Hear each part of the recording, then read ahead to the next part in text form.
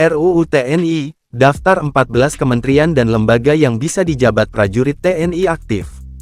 Menteri Hukum Supratman Andi Aktas mengatakan, terdapat 14 kementerian, lembaga yang dapat diduduki prajurit Tentara Nasional Indonesia (TNI) aktif. Hal tersebut diungkapkan Supratman ketika menyampaikan update perihal revisi Undang-Undang UU Nomor 34 Tahun 2004 tentang TNI. Salah satu poin yang dibahas dalam revisi UU TNI adalah kewenangan prajurit aktif menduduki jabatan di kementerian lembaga di luar TNI. Sebelum disepakati, pemerintah dan Dewan Perwakilan Rakyat (DPR) menggodok aturan yang memperbolehkan prajurit TNI aktif menduduki jabatan di 16 kementerian lembaga.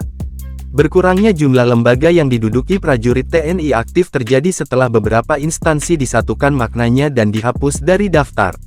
14 jadinya, tadinya 16, ujar Supratman di Kompleks Parlemen, Jakarta dikutip dari Antara, Selasa tanggal 18 Maret tahun 2025. Berikut daftar 14 kementerian, lembaga yang dapat diduduki prajurit TNI aktif.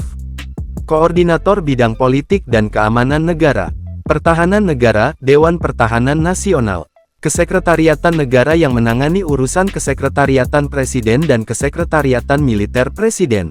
Intelijen Negara, Siber dan/atau Sandi Negara.